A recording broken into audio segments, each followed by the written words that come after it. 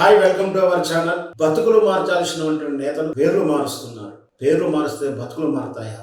ఇది ఈనాటి అంశం. వాస్తవానికి మనం తరచూ వింటూనే ఉంటాం. రాజకీయ నాయకులు ప్రతిపక్షాల్లో ఉన్నప్పుడు మేము దాని పేరు మారుస్తాం, దీని పేరు మారుస్తాం, నగరాల పేర్లు కానీ, వ్యవస్థల పేరు కానీ, లేదా సంస్థల పేరు కానీ, లేదా రోడ్ల పేరు కానీ, లేదా బ్రిడ్జిల పేరు కానీ మేము మారుస్తాం, అది చేస్తాం, ఇది చేస్తాం అని వింటుంటాం.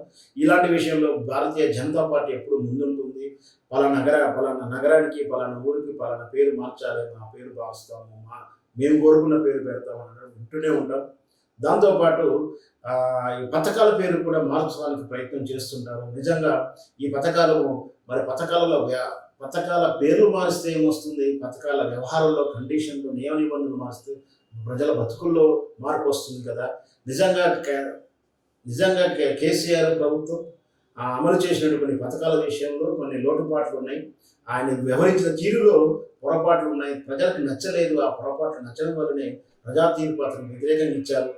అందుకే ప్రజలు అతను వ్యతిరేకంగా తీర్పిచ్చారు. మరి అధికారంలో వచ్చిన కాంగ్రెస్ ప్రజల బ్రతుకు మార్చాల్సింది వదిలేసి ప్రజా దర్బారు పేరును బ్రతుకు మార్చాల్సిన కాంగ్రెస్ ప్రభుత్వం ప్రగతి భవన్ పేరు ప్రజా దర్బార్ అని, ప్రజావాణి అని, తర్వాత అది వాస్తవానికి సీఎం నివాస భవనంగా ఉండాల్సింది డిప్యూటీ సీఎంకి అలాట్ చేస్తూ తాను మళ్ళీ అక్కడ హెచ్ఆర్డీ బిల్డింగ్కి వెళ్ళే అవకాశాలు ఉన్నట్టుగా తెలుస్తుంది.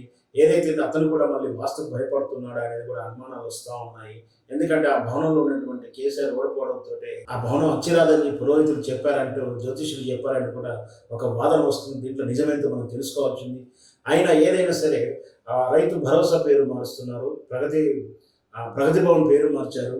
ఇంకొకటి ధరణి పోర్టు కూడా పేరు మార్చి భూలక్ష్మి అని, ఇంకేదో పేరు భూమాత అని పేరు పెడతా అన్నారు.